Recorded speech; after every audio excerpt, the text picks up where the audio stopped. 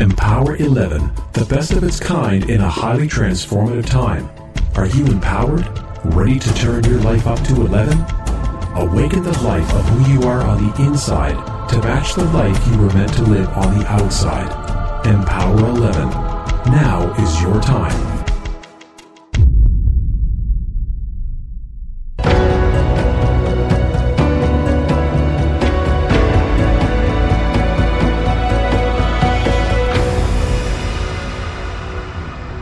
Empower 11 Radio.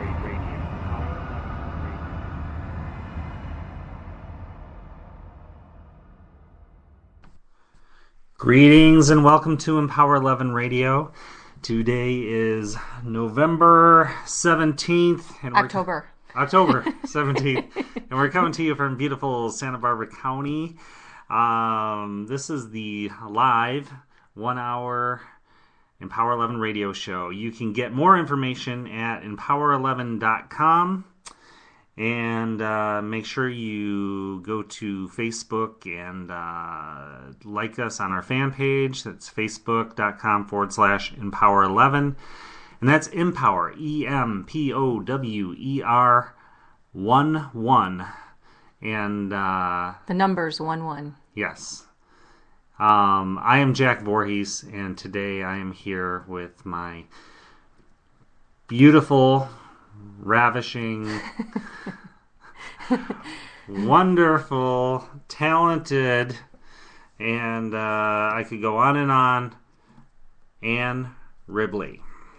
Thank you, Jack Voorhees, my dynamic collaborator. So I'm so honored to be doing the show with you, because you are really a person who loves to turn it up to 11 in business and in love and in all your endeavors. So I'm lucky to be doing this radio show with such a passionate person of life. Well, you, Jack Voorhees. Cool. So, we are live here, and you may be listening to us live, or you may be listening to us on our podcast. You can check us out at iTunes. Just do a search on Empower 11. You'll find our podcast. You'll probably find our Empower Wealth album as well. That's available on iTunes and Amazon.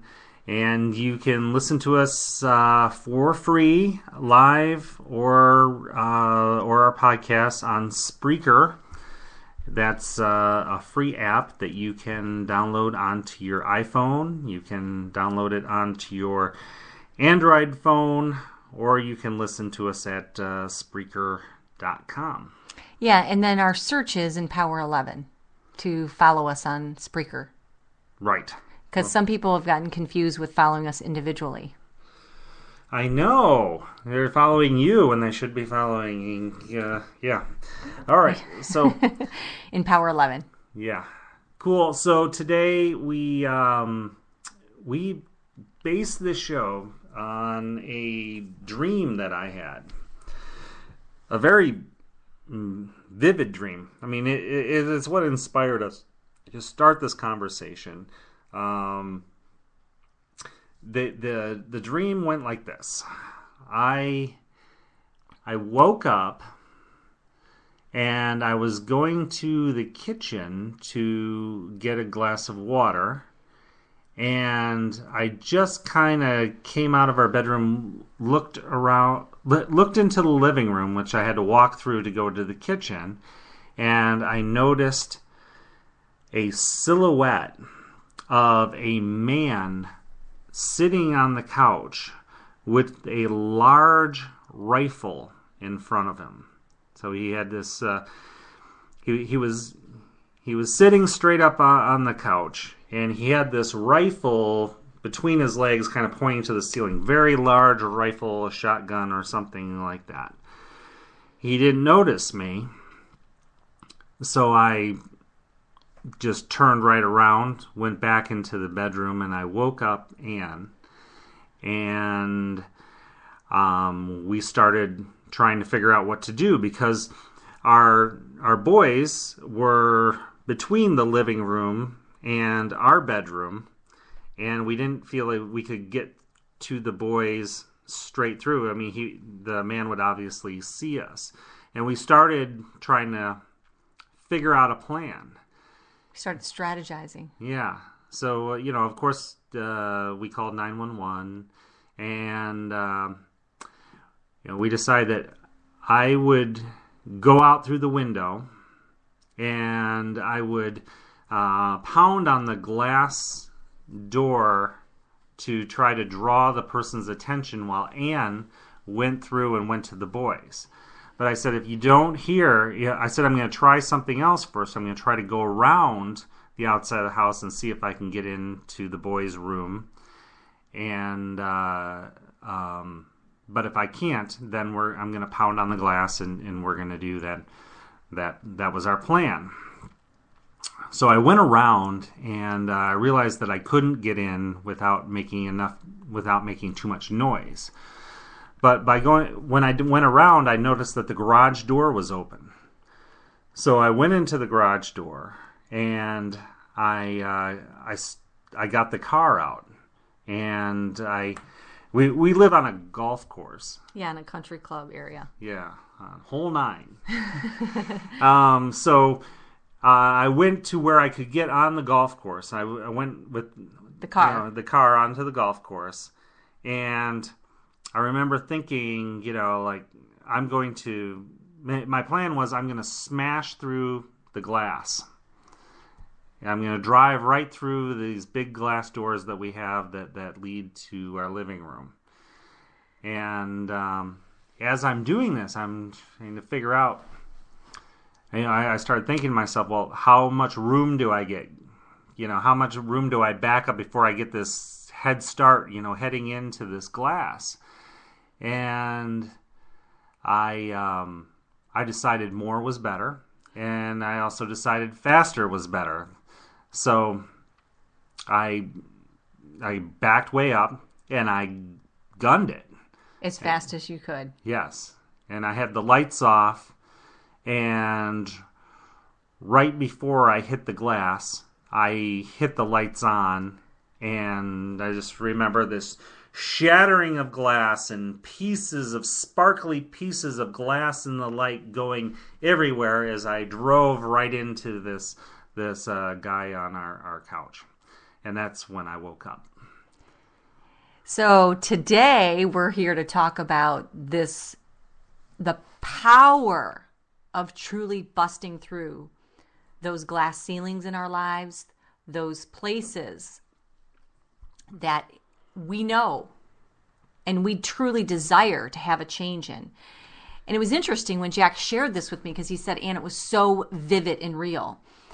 And when we were just talking about the meaning of the dream, it had many meanings, but one of the things is this idea of creating really a bust through.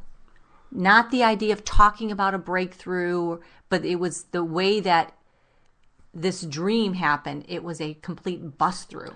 Yeah, we started with this strategery, like George Bush would say. This we were making plans. We were trying to figure it out, think our way through it, and then all the plans kind of went out the window. And when I jumped into the car, and actually, that's a shift. I mean, that was now. It wasn't how are we going to handle this situation. It was really it amped itself up into a bust through. Yeah. And what I think is interesting that I said to Jack is that this man did not represent necessarily, he did not show up in your dream as a way as somebody who is going to hurt you, although he had the symbol of that with the gun. But I felt like he was really a representation of the urgency of time, because he represented not a threatening energy, but he represented the urgency to act, or else something could. Yeah. Detriment. I mean, there was no choice but to make some kind of action. Yes. And so we were talking about the difference between having a breakthrough and busting through. So what is, tell us what you think the difference is, Ann, between a breakthrough and busting through. Well, I think a breakthrough is like we're aware of the situation or problem or an area of our lives that we know needs a change. We could have been living with it for a while. I mean, I'm talking changes in the sense of our health, of our financial condition, of our relationships, of our love, relationships with family members, whatever it is. These areas of career, these areas of our lives that we've been living in some sort of stagnation for a certain period of time, that we know it needs a breakthrough. Now, today's show, I want to talk about when we're aware that it needs it, there's now another level where we really do the action and we create the urgency. So there's the thinking about it. There's the awareness part of it, but then there's the action and of actually doing something about it. Making a shift. Yeah, really making a shift. And not just trying to think your way through it. It's actually the doing of it. It's the shaking it up. The making it happen, man. So, that dream, there was the awareness that there's a man with a rifle in the living room. There was the awareness. We need to do something about it. Knowing that action was needed. Yeah. Today's show. We live in such a high crime rate that, high crime. I moved from like just outside Detroit to here in Santa Barbara, and the difference between I try to tell people about the difference between there and here. Like here, you may it's possible, very rare, but you might get your house robbed. But it's just we live in a very safe area. But in Detroit, they're gonna rob. They're gonna come in. They're gonna take your appliances. They'll take your toilet. You said your copper plumbing. Yeah, they'll take the pipes out of your walls. That's how you get your house robbed in Detroit. But here quite a difference. So, not a whole lot of threat with waking up and finding a guy with a rifle in our living room. However, in this dream, though, this idea is that, so here we were here in his dream, we were planning on a way to resolve something that needed to be changed. Today's show is about when he realized the only way that he could really, for sure, create what was necessary was to bust on through. Mm-hmm. Yeah, I mean, I knew there was a bunch of ways that we could do this, but I knew that the only way to make sure that it came out okay. Yeah, was to take care of it myself, and just to now understand 100%. Now understand this is a dream, but it's the metaphor that our dreams are speaking to us in.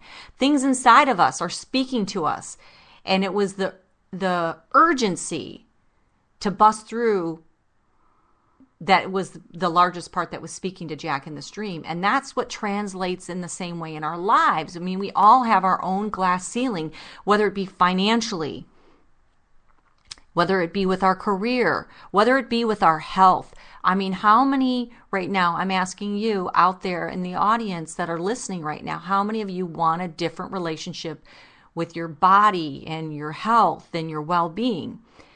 I mean, that's one of the very first places that we can begin to have our greatest bust-throughs in our lives, is when we can own the kind of body we want to have.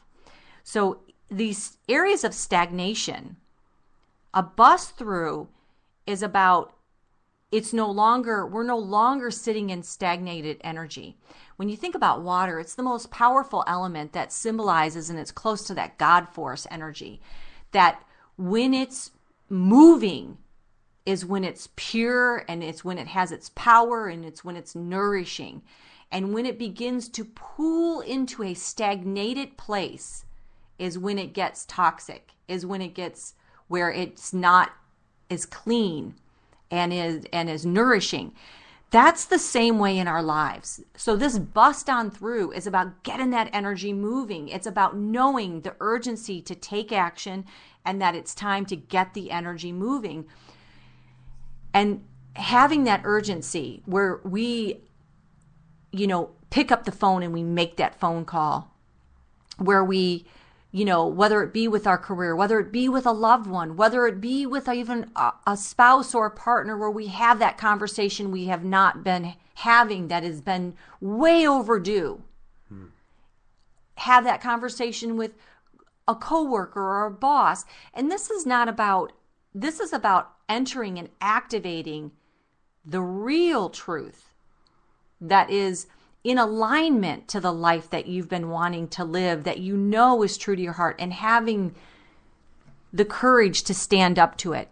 It's funny because, they say, it's even in the Tao Te Ching as one of the principles, is that the way to health is the man who's sick and tired of being sick and tired. And the high cost of low living. I know Jack said that. The high cost of low living. If you're sick and tired of that, the bust on through is the no more. I'm making a change, and there's not a question. So what we're really getting at is, when we know that change should happen, action, needs to happen, movement, and we know that this would make our life better. So this is the actually getting into the driver's seat and hitting the gas now. This is not polishing the car. This is not this is not sitting in the back seat letting other people drive. This is a time. It's an action step. It's a getting into your power, and it's not this thinking of it. It's the actual doing, because sometimes we can think ourselves to death. We can do this analysis paralysis kind of stuff. We can just think, and then nothing ever happens. It's the people that can do it. I was talking with a friend of ours that's one of the lead developers for Siri. And he was talking... With Apple, yeah. So those who know, Siri with Apple, yeah.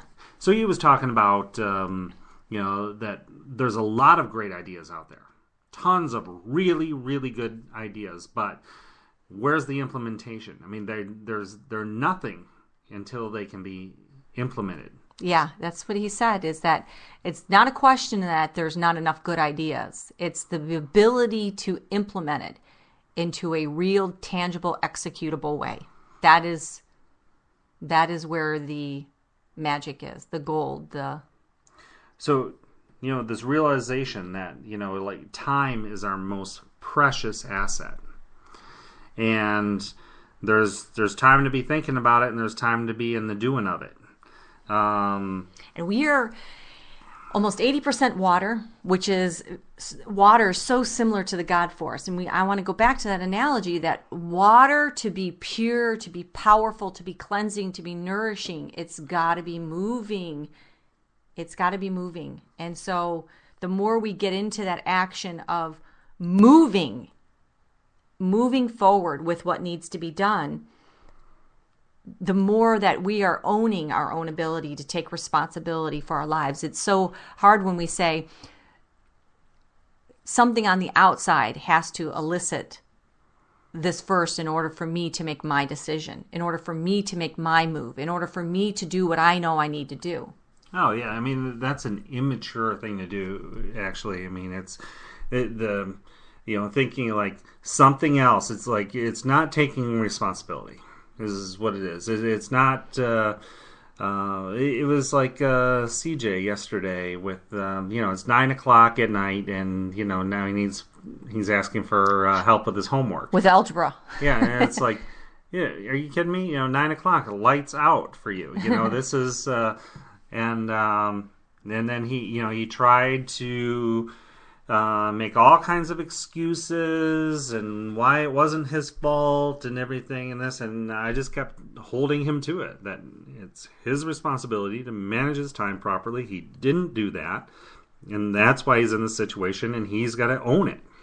And it's funny because every time when we're putting notes together for our show or anything, it's funny when Jack goes to type in responsibility, it always wants to start putting it into respondability. And it's like... my spelling is not the greatest. But I just think it's so accurate that really, what does responsibility mean? It's that ability to respond to truly what is in life right now. You know, it's interesting that when we're in this place where we're comfortable in our uncomfortability, is what Jack was saying earlier to me today, being comfortable in our uncomfortability. It was hard to say, yeah. It is. There is this place where it feels very comfortable to do, and part of it is, kind of the way that society is today. It's not as hard to survive as it used to. I mean, to actually survive. I mean, I'm not talking about thriving. I'm talking about surviving, making it through a day alive. Yeah, physical survival. That is a lot easier than it was to do 100 years ago or 200 years ago. Now, today, we can pretty easily get through life, and we pretty much know where the chances are pretty likely we're going to make it through the day, and we're not going to have to, hunt or fight or whatever. But the thing is, with this, this comes this comfortable part where, because I know I'm going to survive through the day, I'm not as much in the driver's seat of my life. I'm more of a, I can become more of a passenger. And that is not a empowered place to be. That's, you can blink and 10 years of your life are over. And what have you accomplished? And are you being in this this place of fulfillment? I mean, honoring. Are you honoring? Do you have this honor? Yeah, honor yourself. Are you honoring yourself and the gifts you were given? And are you nurturing those? And are you getting to that really good place within yourself where you can present those to the world, where you can give or share your gifts with the world and make the world a better place? When we have to depend on, when we had to depend on to survive physically and live in that very survival-oriented world and life, which many of us don't even know, we engaged in our own survival because we were honoring this life that we had. We were honoring the ability to live. And now, with our world being so much easier for us to physically survive, the question comes to mind is, how are then we honoring our mind and our soul? Well, now it's easier today than ever to even honor our mind, because education and the civil rights, at least the way it is in in the countries that we're in, and most of the developed countries, there's better civil rights. There's ways that life is being much more honored today. So now it comes down to, with all these comforts of physicality being so much easier, with our mental stimulation and our education and our rights to express ourselves, what are we doing now with all the ease of that in honoring the soul and spirit of who we came here to be? I mean, it's so much easier today to explore that uniqueness of who we are. And then just this education part, it's easier now than ever in developed countries. But I believe it was Pakistan, I just heard that a 14-year-old girl was killed by the Taliban for speaking out about education. And she was in this, I watched this interview with her, and she was talking about hiding books under her clothing to pretend like she wasn't going to school. Because they could get shot and stuff. Most of us take those kinds of things for granted, and then because we take these things for granted, we're not living in this place of really gratitude. And when we're not living in this place of gratitude, we're not honoring ourselves. We're not honoring this gift of life, and we can kind of sit back and just.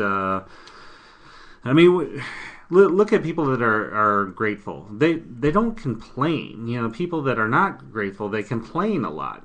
So they're staying in the excuses, when the people that are grateful are more apt to be in this action, and to more be honoring this gift and living more of a life of beauty.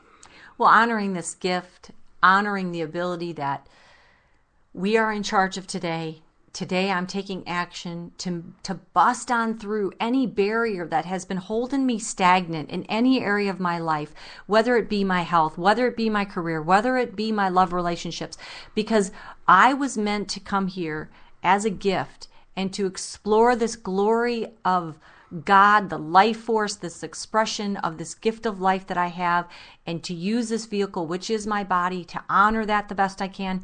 So today, what I really wish to impart is the same level of action and urgency, and break on through, bust on through, really, into a new paradigm, into a new orientation. When this radio show is over with, where you make that phone call, you do that action, and you don't just do it for today. It was funny, I was saying that when we were discussing this show, and then Jack told me this story about a friend of his with... Yeah, a friend, he used to say that, his life hadn't evolved much since he was a kid, because he would like get these ideas, like he and his buddy got this idea of, like, they're going to learn how to break dance, and they're going to become these great break dancers, and they got out with this big thing of cardboard and stuff, and they were out there and they practiced really hard for a couple hours and then never picked it up again.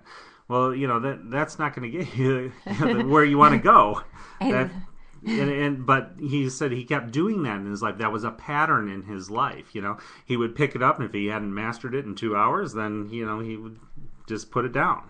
And so that's when Jack was sharing that, I'm like, that's what I don't want the focus of the show to be about, is where, someone makes a change for one day. I mean, how can we get to elicit this place within us where we become so truthful and honest, and not numbed out and desensitized, and in the stagnation of living a life that's been based on our common thoughts and our common behaviors and actions of what we've done yesterday is what has made exactly what our life is today.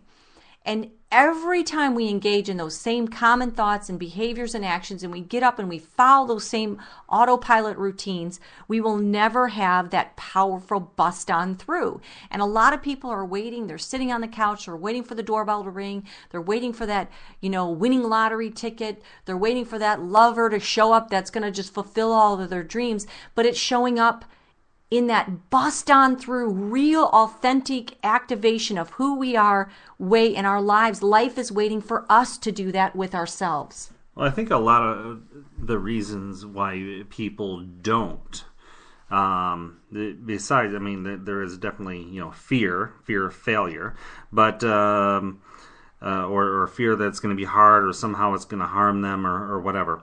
But they don't think they can do it.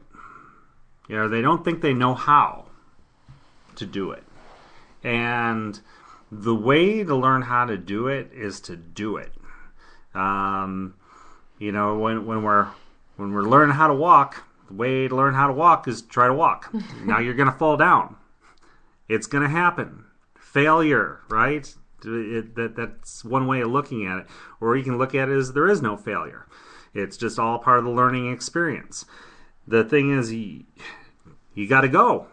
You got to get off the couch. You got to start something. You got to do something. You got to, get in this action kind of oriented thing. You got to learn. You got to take steps, and you got to continue these steps and make it part of your daily life. That you're, deciding, I'm going to move forward in this direction because I've already, we've gone past the having a breakthrough, and you figure out this is what something I need to explore, or something I need to do, and you start doing it. And the thing is, there's all these excuses that your mind can give you, and you got to kind of tell your mind to shut up and just do it, because your mind will say, well, I need to, if in order to do this, I need to do this first, or I need, the only way I can learn how to be a website designer is to go to school for it. Well, you can go and watch YouTube videos like I did. That's how I learned how to do it. You can go and explore the web. Anybody, in today's day and age, anybody can self-teach themselves how to do things. Or, someone may be getting inspired in honoring is signing up for the class, whether it's a pottery class, whether sure. it's an engineering class, whatever it is. As long as that's not a barrier, as long as that's not an excuse of why I can't. I can't do pottery because I can't take the class. Well, get yourself some pottery, get yourself some clay, and start doing something. This is about no excuse. No objection works. Life is a now business. No objections work. NOW. No objections work. So it's about really igniting that flame, igniting and activating that flame of the soul of who we are, and having it translate and bust on through in every area of our lives. Just now when we were talking, it made me think about this story that has just stuck with me all these years since I originally watched it on Oprah. Oprah interviewed this pilot who survived a plane crash. And it's down as one of her top favorite shows that she's done. She interviewed this pilot who survived a plane crash, and he actually, as the plane was crashing and blowing up, he actually saw like the aura or the spirit or the soul of people being departed out of their bodies. And so Oprah was asking him, like, what does he believe about the hereafter? And he goes, I don't know any of those answers exactly. But what I know for sure that he experienced is that some of these auras or the light that he saw of these souls when this plane was crashing, some were brighter than others, is what he said. And he said, I knew from that day forward, my life was going to be about being in the business to make my soul brighter. That's a good business. Yeah, it's a good business model. So, I wanted to mention about this this doing it now kind of thing. It's well, okay, today is October 17th, and at 6 p.m., my son is going to this program, this thing where they're honoring him for being in honors, and because he's in high school and he made it into honors. And this wasn't always his way. He struggled. He did summer school. There was a lot of struggles that he had, and he just wasn't making it and wasn't getting good grades, and so now he's doing so well. And I kind of asked him, so what do you think one of the big things is that allowed you to thrive now? Because that's a paradigm shift. This is what we're talking about today, which is a bust on through. That's a paradigm shift to go from struggling, having a hard time with your grades, to now being, placed into the honors and being in a ceremony to be welcomed into it. I mean, that is a complete bust on through. Yeah. So he said to me, he said, I don't wait to do things anymore. I do them immediately. So when I get a paper that's due in 2 weeks, I start doing it right away. And he says, now I have so much extra time, I don't know what to do with myself. And that's getting out ahead of your life. That's a breakthrough. That is beyond a breakthrough. That's a bust through. Yes, that's a bust through, and that is maturing. Really beautiful maturing. And so, in our lives, we all have areas that we just need to mature ourselves bigger in and stronger in, and even if it comes down to even courage. I mean, we have to be willing to know that at times we are going to be taking actions, and we're going to have the courage to do it even though we may not know the outcome. This courage is sometimes you got to unleash your inner lion. You need to roar, and there's a time for that. And And if you're wanting to create this bust through, if you really want to bust through, then you're gonna have to get the courage, unleash your lion, and start roaring. And there's a lot to that. Sometimes you need to physically roar. I'm saying, yell it out, shout it out, project it, just roar. And this power to bust through is in you, and you can access it. That is action. That's activating the action inside of us, just doing that. And it's interesting because it even, when you go back to even the Bible, it talks about when God spoke the word. Mm-hmm. And it's that idea of our voice is sometimes you do have to roar, and you have to ignite the flame and the soul and the presence and the aura of who you are and your desire for life to roar on through you. And it can take, it can take some awareness of what are you doing to honor your journey. How am I? What block am I going to lay today to help me build the foundation of what I am not trying to accomplish, but going to accomplish? Well, I love, when we were putting the show together, I love, Jack, because I was saying to you that, okay, I love this idea that you're all in. You're all in on life. Mm-hmm. And you're all in on things that matter to you. And there's a lot to be said. And these are not words. Your life demonstrates that. I know when him and I were getting together as a couple and our relationship was flourishing, it was almost, I don't want to say overwhelming in a negative way, but it was like when you would say, I'm all in, Ann. Most people are not in that place in their lives. And so it's like, I can't even tell you what it's like to be with somebody who's all in on this relationship. That is, so I said to you, Jack. Well, when it comes to love, that is just one thing you should not half-ass. There's when you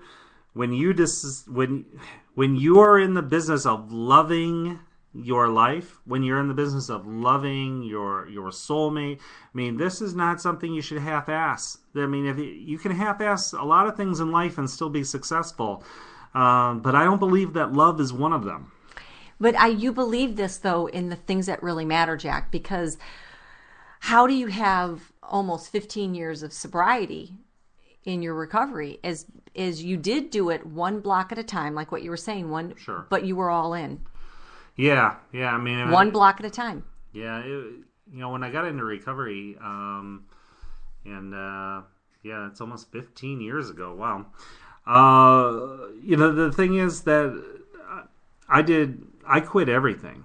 Which is rare. Yeah, I quit smoking cigarettes, which they say not to do. I quit caffeine. I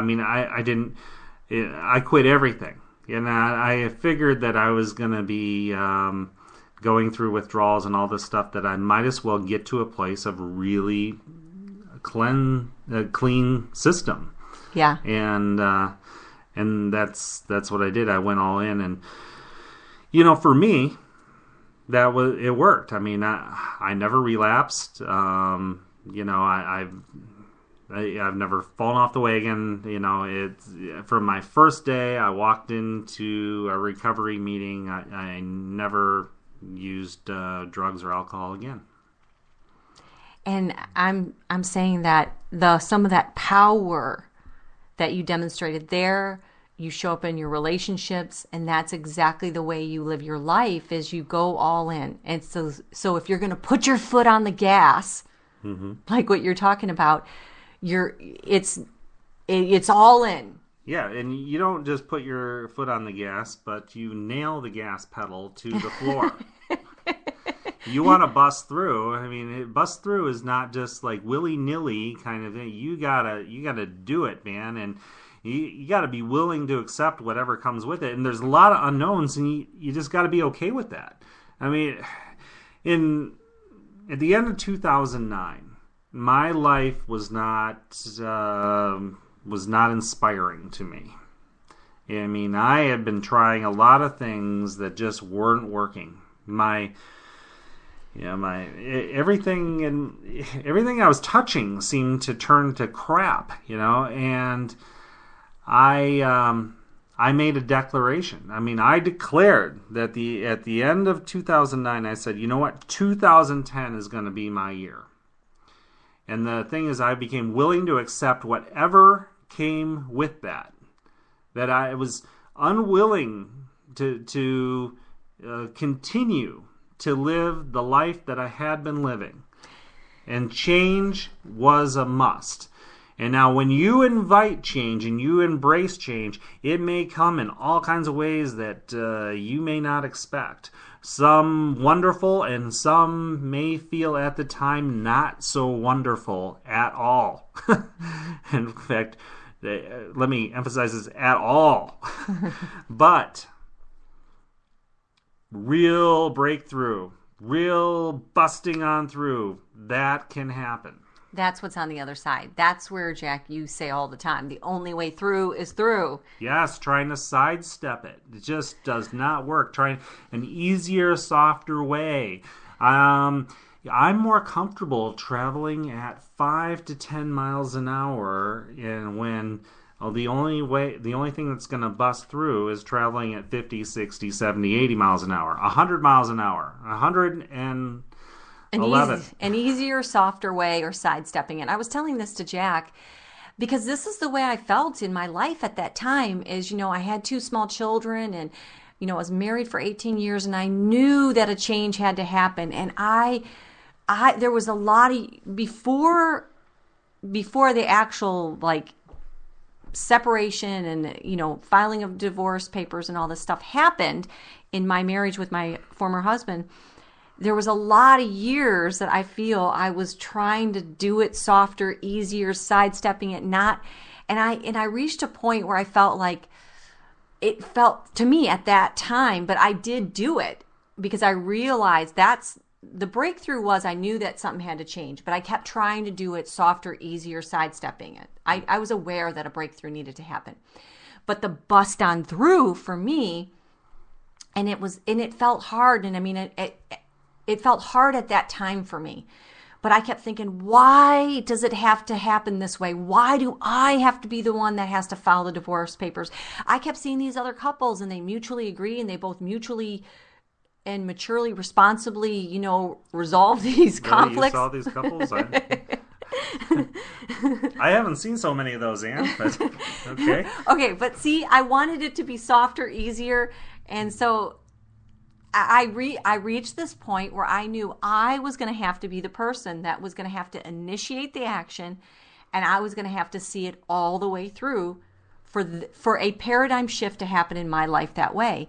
And I remember at that time, I mean, I lost a lot of time trying to sidestep and make it easier because I just kept feeling like, God, why do I have to file the papers? Not that there was a problem, but literally the action of the resolution of making this concrete in my life. It felt hard at that time, but I did reach that place where I knew the only way it was going to happen was it was going to be with me doing it and giving that action. And I had to go all in on that. And I was all in on it in the knowing of the breakthrough, but the action part of it, but I did. I did it. And the sooner you can do it and get in the business of doing it, then the sooner you can get the results and the less time you can waste. And we've talked a lot about wasting time, and time is your most precious commodity. If you ask anyone, any of the richest people on earth, they'll say, what is your most valuable asset? And that's the time. They only have so much. Money, you can create more, and can have all kinds of wealth, but you only have so much time on the planet.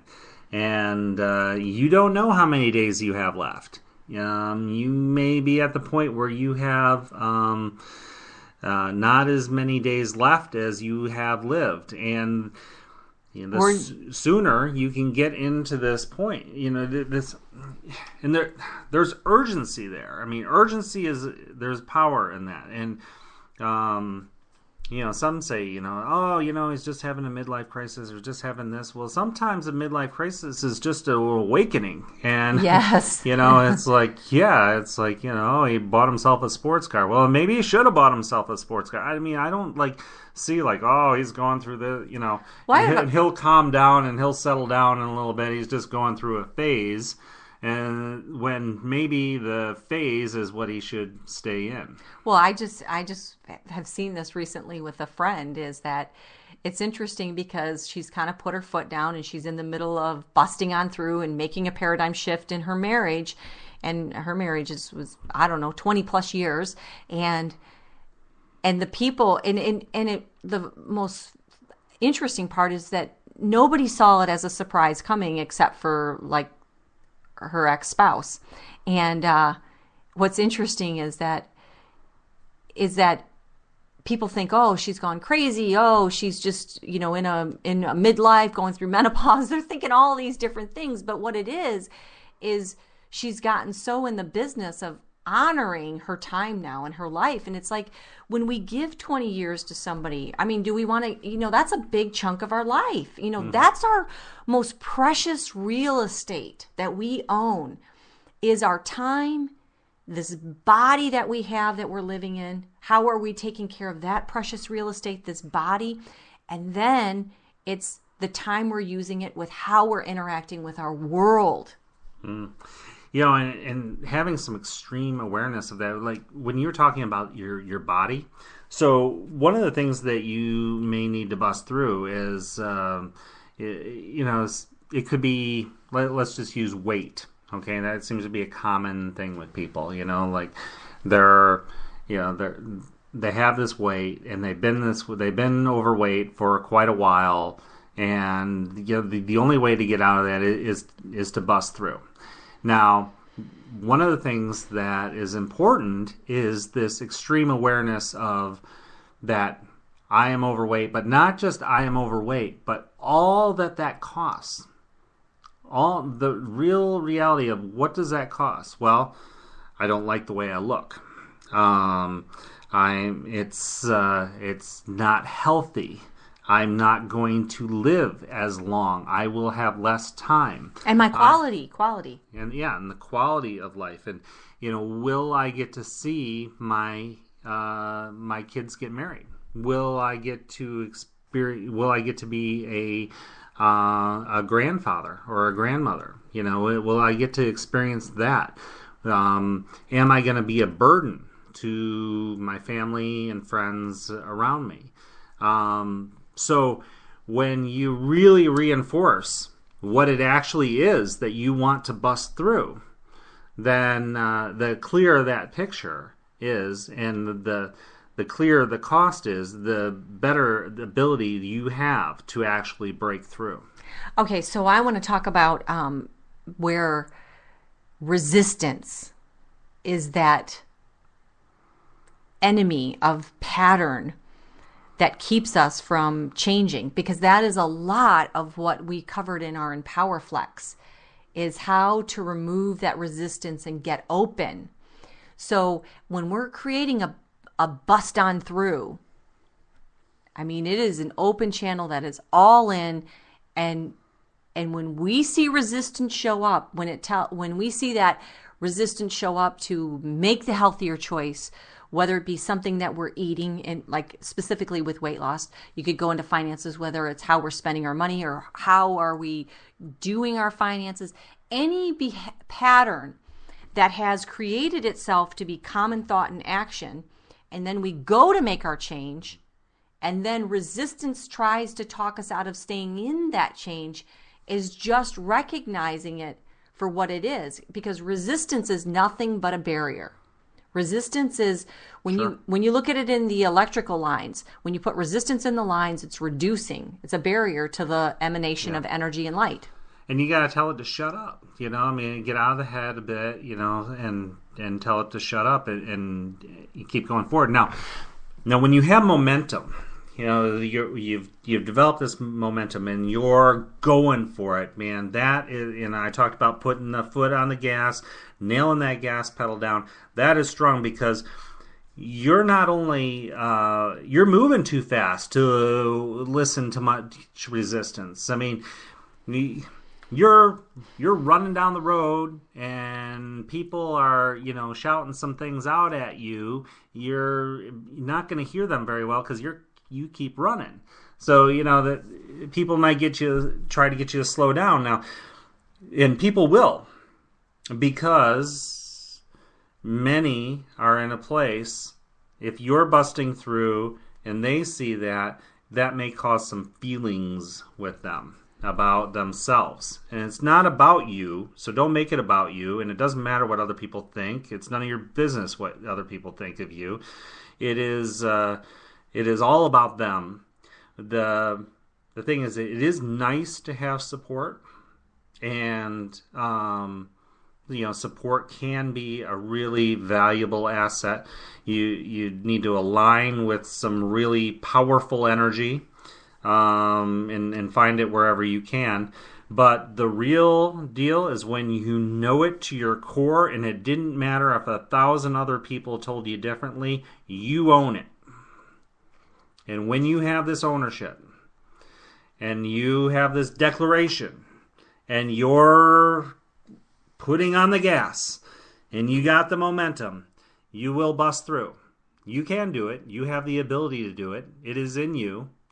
It is inherent. Whatever bar you've set, whatever glass ceiling you've set up, the reality is it's not there. It does not exist. So you can bust through, but really what you're busting through is not even there. Well, this is turning your life up to 11.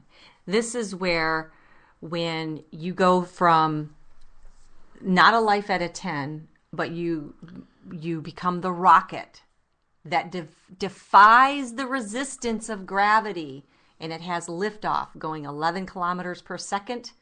It's now in liftoff. And whatever the resistance of whatever was, what people think, anything, all that begins to be defied. And we're turning our life up to 11 because there is no. Yeah, you're going past 10, turning up to 11. Yeah, I really like the thing from Spinal Tap where the guy's talking about, well, mine goes up to, my amp goes up to 11. All his knobs he had to turn, and he had 11. And then they said, why 11? Yeah, why don't you just make 10 11? And he said, well, because mine go up to 11.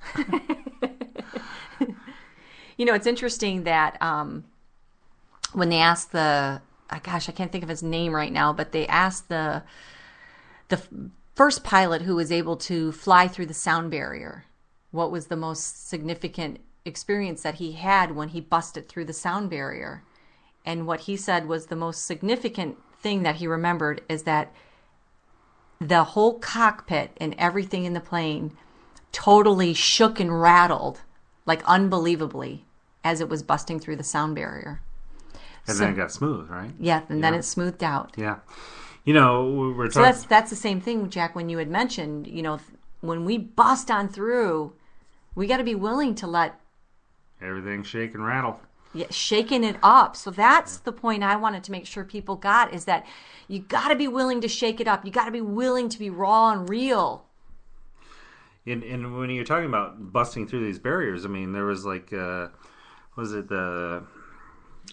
know, I'm going to screw this up, but it was a 1 minute mile or a 4 minute mile or whatever it was, that somebody, like, everybody was trying to bust through this thing. Nobody had done it before. And people were saying that it wasn't possible and all that for humans to do that. But once somebody did, immediately others started doing it.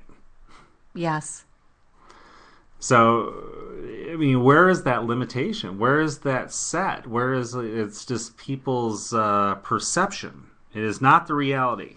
You are a lion. You are not a pussycat. Well, I think we can go into the EmpowerFlex motivational track to wrap this up. Wherever you're at, I invite you to align to the extraordinary, because as Jack said, you are a lion, not a pussycat. You are designed and built to live your life beyond just the ordinary status quo, because inside of you resides that something extra, which is your extraordinary piece. So whether you're in your car that you're listening to this, at your desk, in your home, take a few minutes and breathe in that extraordinary pulse of life that's activated with your own fire and roar of who you are. You have no ordinary body. You have no ordinary mind. You have no ordinary soul. You have a mind that can be infused of the all-giving power of God, the all-loving presence that penetrates inspiring thoughts. All transformation is a moment away. Your God is closer to you than your mind can ever understand. A rapid transformation can happen for the truly willing and open. Hold your dreams in the purest place to transform into reality, uncontaminated by the common thought, uncontaminated by the doubts of others to influence. You can hold it in a pure space and speak to that place in your mind. Reality will flex to meet it. You will inform whatever is your current state into a different reality. A reality that is built from that genuine place of power, that becomes magnanimous in its ability to respond, monumentous in its ability to support your destiny, the epic destiny you are called to live, not an insecure path that begs for validation by some outside authority to let you know you have arrived in your sweet spot of real power. It is a flex to empower, the highest calling of truth that you will learn to know, and it knows you. The most sacred place where you will be validated by your original knowing, in the spiritual endorsement that you are something extraordinary. And in this place of power invoked in you at the core of who you are sits the will of God. And the use of this will is the power of our highest freedom of transformation. It's the game of willingness. Willingness to become remarkable with your extraordinary destiny, ordained and encoded from your purest place of truth. The truth that comes from the highest authority that transfers, imprints, inspires, and passes on to you your real authentication of your authentic life to live. In PowerFlex, remove the work out of the mind. Flex reality. Empower yourself.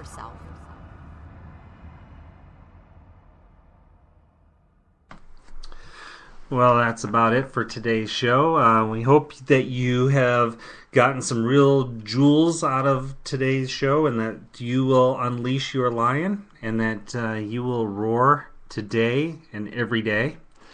And act in the urgency of honoring who you are and this gift of life that you've come here to live at its highest place, in the deepest truthful calling for you. Honor yourself. And we will see you right back here next week at 11 a.m. Pacific time. Until then, stay empowered.